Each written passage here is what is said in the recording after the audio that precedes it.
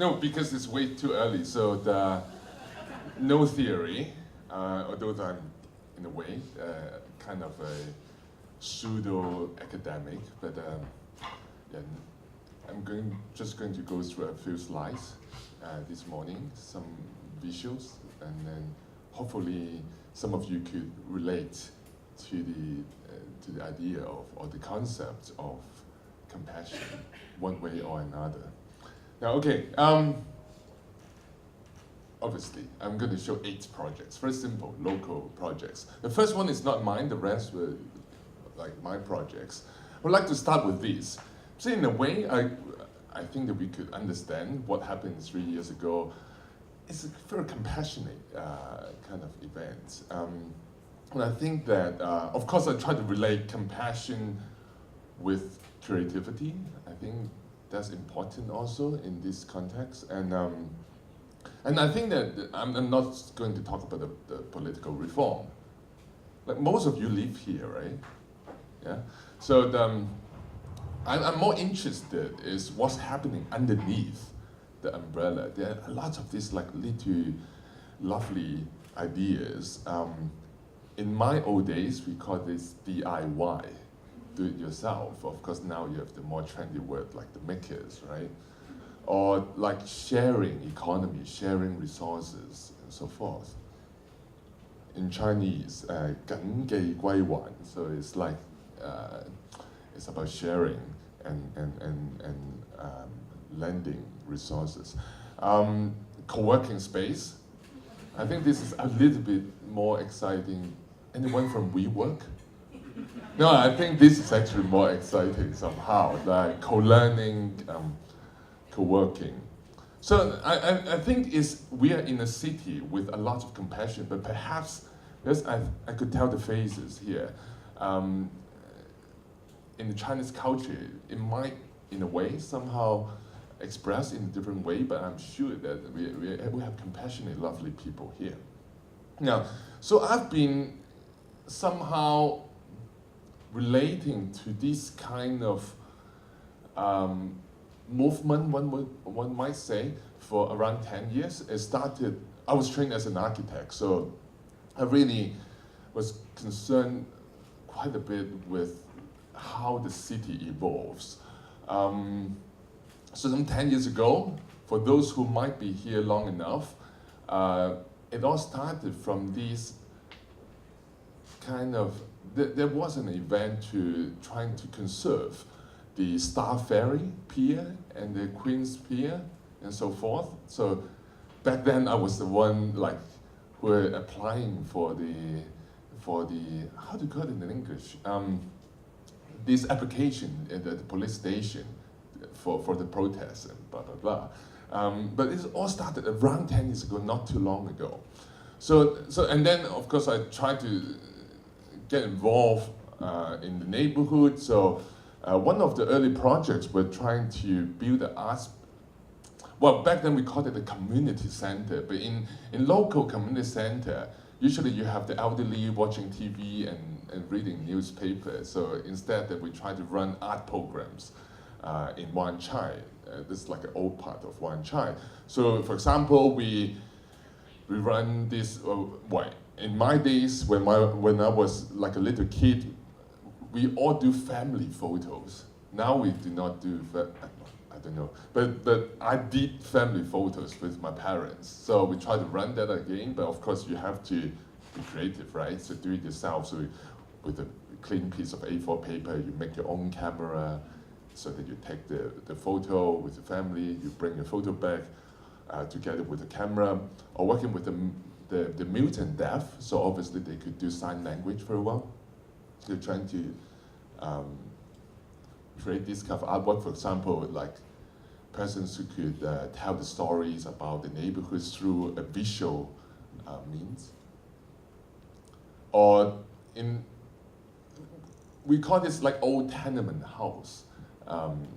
So there's no elevators, no lifts. So we work with the garage man, local people to create vertical transportation, like a crane from the rooftop and so on. So to me, I think is extremely I didn't really think about the word compassion in those days. But I think to me it's an extremely interesting learning journey. Another project I've done with some staff and students in the university. So obviously we have a problem of food waste in Hong Kong. Many of you knew that 3,600 tons every day, 40% of them eatable, blah, blah, blah, you heard all of that. So we focus on collecting food waste from the wet market, local wet market. So for example, all this doesn't cost a penny at all. So we actually end up making a recipe book to distribute to families in poverty so that they could go to the wet market. It's actually getting a lot more expensive, the food costs in Hong Kong, especially for those disadvantaged families. So, but a lot of times, there's also the concern about the nutrition of whatever they could have. So we try to make a recipe book. We work with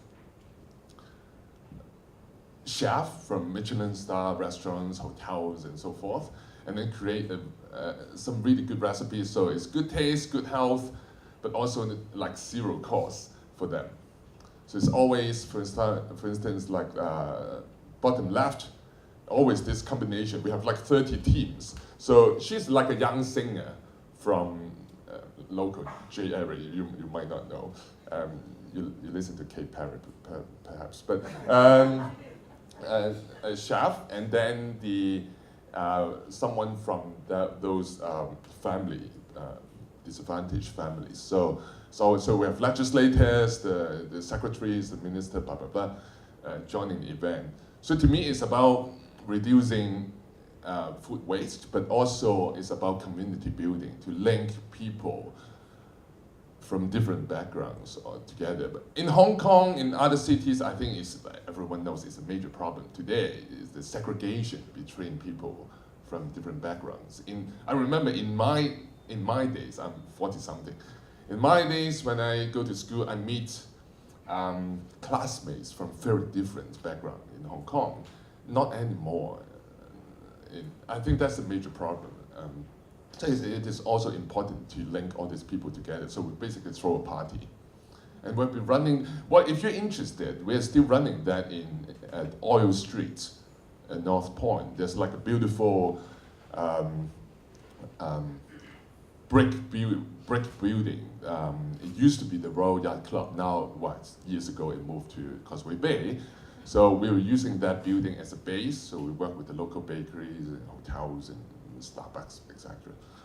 I shouldn't mention Starbucks. There's some other sponsors. Excuse me for that. Okay. Now, also I think it's important to creative, right? So obviously I work with a lot of designers. So it's also to think about the design process. I think that's important. So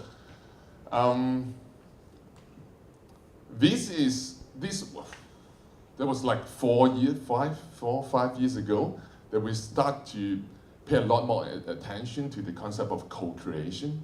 So actually working with the people together. So designers, right? They thought some of them they thought they were smart themselves, so they locked themselves in a room and tried to imagine how the world could be.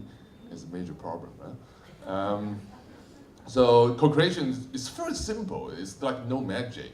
2.5 days, you lock in this case, the industrial designers with the users together, 2.5 days. So they cannot hide themselves because they thought they were artists. Okay, so in this case, we were trying to design, the brief was to design a remote control for smart homes, like for the elderly.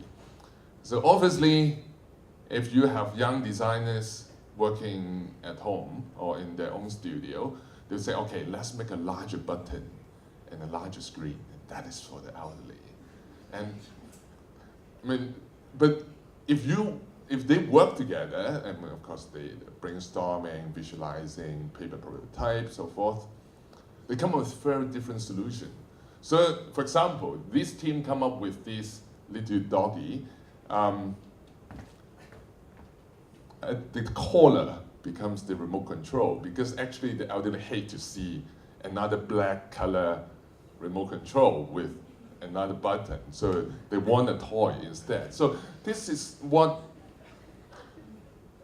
I don't know, like co-creation is about. It brings you very different solutions. They're like different solutions. Like this man have a problem with like you're not at that age yet, but like he always have to go to the toilet several times at night. So he tried to incorporate the remote control with a light, handheld light, blah, blah, blah. So there are many of these solutions. Or fashion design.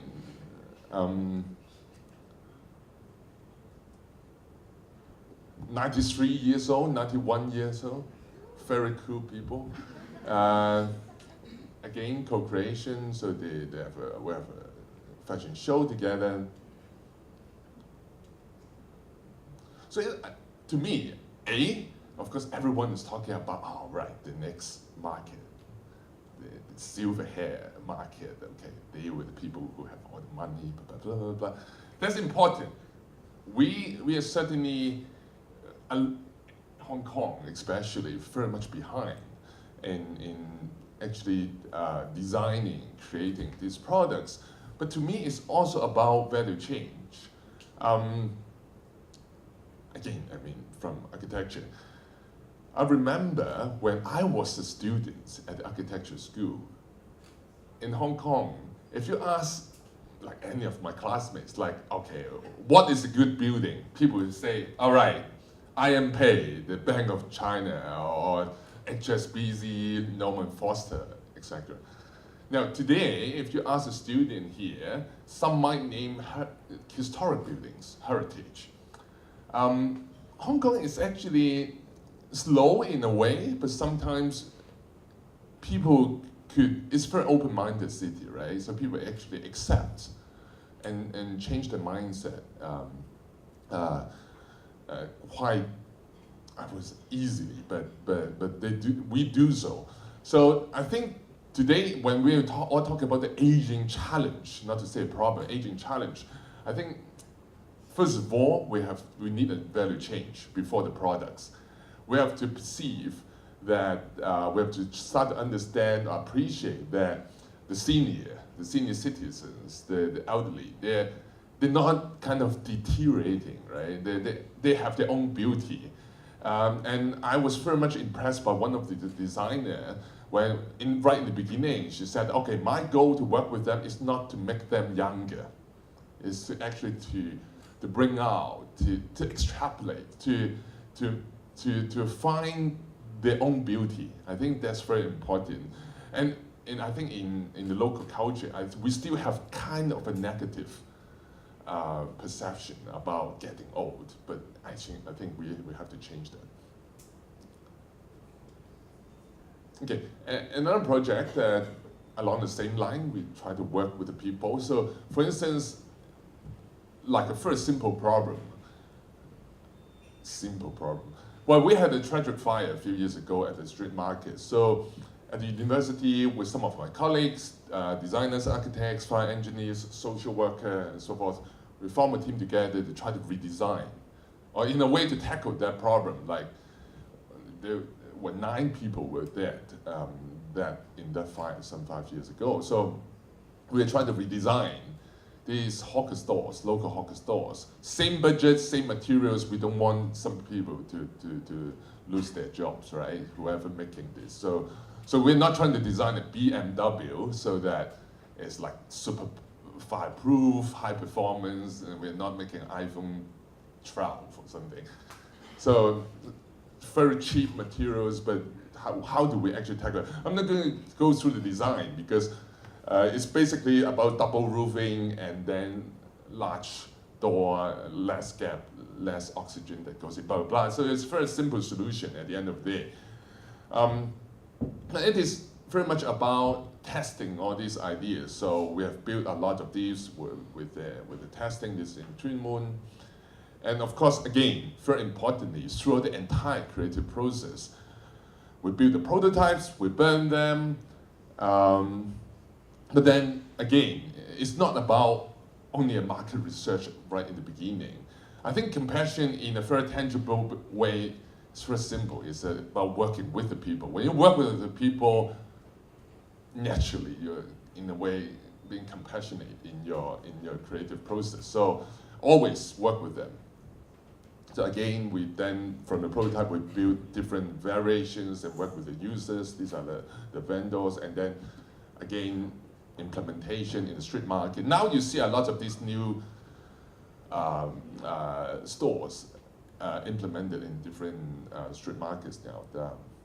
In Hong Kong, like, they have different variations of the double roof and the large door, because the university is not a contractor. We don't try to make money out of it. So we open source the design, and everyone have slightly different variations out of it. But again, when we do implementation, it's also about this kind of participatory approach in planning and installing. Now, perhaps, well, somehow as a designer, of course, for those who are designers, like, we're also kind of sensitive to materials, to making. So somehow we're also not only compassionate with people, but also with materials. And we treasure materials. So I think it is important that I myself believe in this concept of upcycling a lot, and you know what it means anyway. So, but when we talk about upcycling, I think it's not only about like a redesign of the industrial system and so on. It's about really, in architecture, there's a concept called the genius loci, you might heard. In Latin, genius loci means the spirit of the place. For Chinese, I usually use this translation, 土地公. So it's basically getting local materials, what's around you, and make use of it. It's as simple as that. So one of the projects I did was like with the advertising students, because he lived in Lantau, and then in Lantau now you have all these homeless cow. They're very cute. When I was a kid, like 30 years ago, Hong Kong actually have like 20% of the vegetables locally grown. We do have some agricultures. They used to have jobs. Now they're jobless. Like, it's like less than 1%, I heard, like, the food that we're producing. So they got nothing to do. Of course, like, it's kind of nice, because in Lantau they have enough grass to just walk around and hang out. But when they were sick or like hit by a car, etc., like no one is taking care of them. So we try to make them productive. So obviously they're very good in making this. So we all do, okay? So we dry it and clean. We try to turn it into, we have, like you saw the first slide, we have tried to turn it into paper, to generate electricity, and like at the end we develop, I mean, this is like the only business model that would work, like try to make it into mosquito repellents. Like a nice, and of course with a nice taste, like we put like lavender and lemongrass, blah, blah, so the ladies, oh. And then in retail malls that we are promoting this. So I think upcycling is important, and I could imagine that any materials. Well, I have like good friends who are turning like cigarette butts into a chair and all these things. I think if we all believe in it, we would come up with very interesting products, and Hong Kong could be one of these very early cities to achieve a circular economy. Another kind of, in a way, upcycling I think compassionate in a way, especially because I'm like born and raised in Hong Kong. This is, to me, the most successful heritage. The tram, 1904, so 130 years old, non-stop, always running. Well done. So, no, what? If you were at the Tram Depot, you'll be impressed. I think, how many of you have been to the Tram Depot? Wow, so many of you. That's nice. Because it's basically, well, I was talking to the secretary, like the Secretary of Economic Development, and then the last one, Greg Soul, I brought him to the Tram Depot, and then, because he was trying to promote creative industry, I told him, like, this is the creative industry, because at the Tram Depot, you have all these old engineers, senior technicians, who basically produce everything by themselves. It's unlike the MTR or the bus that you actually get the cabin from Australia or whatever. You see nuts and bolts, clean piece of metal sheets. They build the tram from scratch at the Tram Depot. It's very, very exciting. So for the like 2/3 of you who haven't been, perhaps I'll try to arrange something if possible. Or scared will do. Okay, it's not my business. Okay, you apply for degree at SCAD and then they'll bring it there. Okay. I'm not going to show you. Well, I converted some trams before, so working there is certainly a pleasure. So turning them into, for instance, a library, with storytellers, and then also it's not only about the tram itself, but that becomes like an ambassador and kind of an icon to go to, like, all the district like this one in Shao Wan, and then to kind of to trigger, to ignite the participation in arts and culture in those neighborhoods. Actually, Christmas time, I hope I could make it. Christmas time, I'm preparing a new tram, like 2 trams linked together. We will launch in Christmas, and I hope that some of you will join me there. Okay, I'm almost done. Yes, I'm almost done. Now, still, as I said, I spent some time in the university, so compassionate is also about passing on this very important value, and at the end, I think that's the most important part. Like the younger people also being compassionate about the people and the environment around them.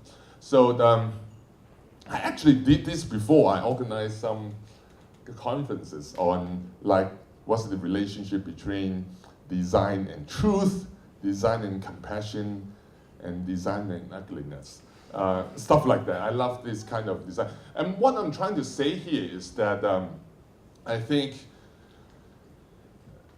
well, for those who are also from the academic field, we know that for more than 15 years or so, even at my ex-employer at the PolyU Design School, we entirely restructured our master program. So it's not about traditional design of industrial products, visual communication, space, blah, blah, blah. It's about the service, it's about experience, it's about the strategy. And to me, most important of all is about, again, values. So in the university, we will have then projects like this. This is an international workshop in France, in Bois-Boucher, like an hour from Bordeaux. So, for example, this workshop is very simple brief for the students. So how do you design to build or to maintain or to destroy trust between people? I mean, those are the brief that, as a designer, who should be working on. So, for example, they then build a bridge that only with like 3-legged, you cannot pass the bridge by yourself.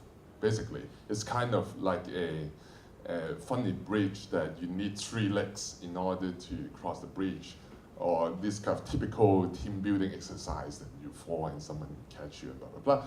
So I do believe that also when we talk about creativity, it's not anymore about a nice and nicer picture or image, but I think there's a larger role of designers. And compassion, of course, is one of these very important concepts that one should learn about. It doesn't belong to the social science or humanities school. I mean, designers should think about how do I design for or with compassion. Okay, I think I have more pictures, but yeah, I think I should stop here. So thank you.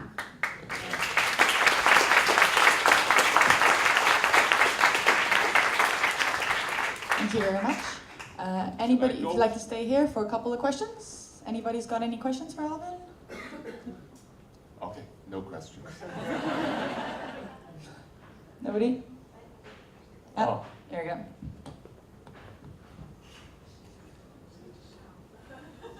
Boring? Hi, morning, thank you. I guess one of the things that have come up is you've been doing a lot of stuff in the community.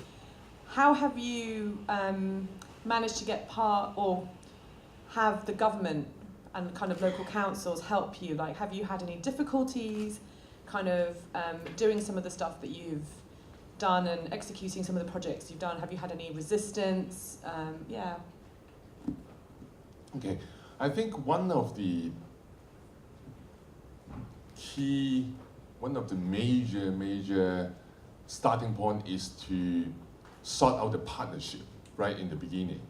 In each of these projects, of course, like I was usually the initiator and then the creative part and then the execution and so forth. But right in the beginning, it's about forming the team. Like the hawker store project, it's actually quite sensitive because if you go to the street market, either wearing the badge of not being not to say you are from the government, but I was saying I come from the university and so on, they wouldn't even, the vendors, they wouldn't even allow you to take pictures, photographs. Of course, like we have to do the survey, the research before we design, right? Because they're so afraid, because in a way, in a way the government is not the most supportive. They have a suppressive policy for some 35 years on the street market. They try to reduce the numbers of these. They want more shopping malls than the street hawkers. So we have to then find the right people. For example, then one of the guys was basically a social worker who have been actually working with the hawkers for long. So that is the only way that we could enter those circles. Each of these projects that you have to find right in the beginning, the right channel, the right person who could bring you into the field. I believe in field work and all this method like ethnographics and blah, blah, blah. So we really have to work with these people, but they don't trust you right in the beginning, right? You're no one. The designers usually like coming from nowhere, right? They don't even think that designers contribute to the society. I mean, for many of them. So you just have to team up with the right people in the beginning. I think it would bring less problem, less challenges to you at the end of the day. If the government is, well, even like the hawker store project, we inform the government, but we try to keep a distance from them because the vendors were afraid of the government. So we don't work with them. We don't put them on paper saying they're part of the project. But actually, at the end of the day, most of these new hawker stores were sponsored by the government. So we informed them right in the beginning that we're going to do this design open source, so they can use it. They have the money. Yeah.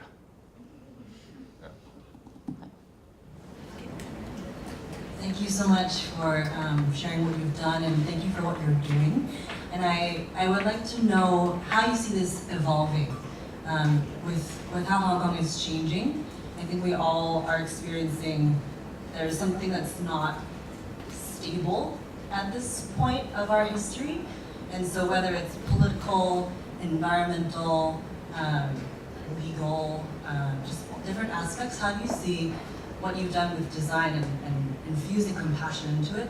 How does that impact these different areas, and how you see that, whether you're working on something now, in the immediate future, or in the next few years, how do you see that continuing?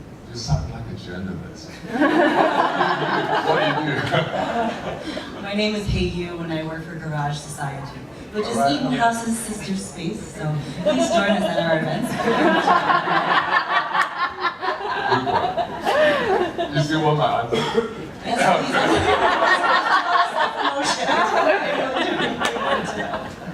No, first of all, I'm very impressed.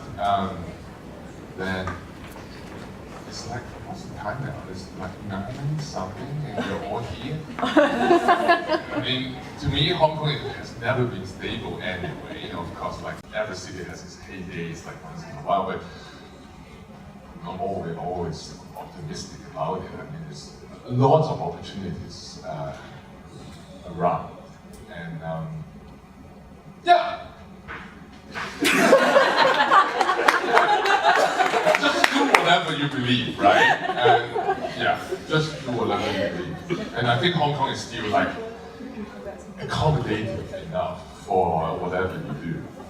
And if you could share maybe some specific examples of like whether you're with students or the current audience you have, like how would you respond to current? No, but I don't know, but as I said, it's always a complication, right? And it kind of, it's a big city, so there are people with very different thoughts. Some more brutal, some nice people, some brutal. It's like students, for instance. I started my talk with the umbrella movements. Like, I was always like that. The university presidents are extremely blue. If you know what I mean, it's like part of the Beijing camp. And then my students will ask me for money to buy whatever resources to be there. And of course, like you're always torn in between. I think everyone is, but I think that's natural. I think it's natural. So to me, it's about communicating. It's all about communicating, not respecting each other. That's it. Like, my only problem is that if someone was like becoming irrational and being like not paying respect to the others, I think that's the only problem. And even at the university, I think that is like for the money. And yeah, and besides that, I think Hong Kong is still good. Yeah. Sorry, shitty answer.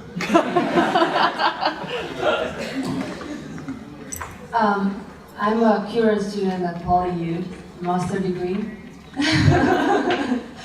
Which program? IDBM? Urban environment design. All right, okay. Team It's- Jackman. Yeah, I'm exactly. going to teach a studio very soon. Oh, we're gonna meet there! Yeah, we're going to have a project for redesigning the funeral homes.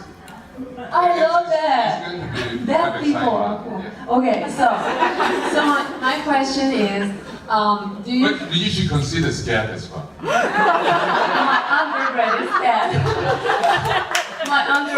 my undergrad degree is from SCAD, so we're Good for all you. Very smart. So the question is, do you feel like being a part of university, teaching, and I understood you being part of university even after you graduated, it helped you, gave you the freedom to be able to do all these projects? Because, like, so if you go out and you start a job, a full-time job, it's very difficult to coordinate. I don't know if it's difficult to coordinate all the social projects. Like there is this problem between commercial work and social work inclined towards social helping and compassionate work. So do you feel like being part of university helped you? Yeah, I don't know whether my question is clear. We're both SCAD and PolyU would help you. Pros and cons always. They're also always. Well, basically, I used to be a full-time academic. First, I started practice as an academic, and then I used to be a full-time academic for eight years. I got tenured and I quit my job. Because, like, of course, you might have some advantage sometimes in front of some people when you say that I'm from the university. But it's all about yourself, right? Now I teach only part-time in Beijing. Sometimes I follow you. I hope this cab will approach me soon. But because I want to do something else. So now I was saying that I'm making a new tram. I'm like doing, I hope, equally interesting projects, but as an entrepreneur. So it doesn't really matter. It's about what's around you and make use of it.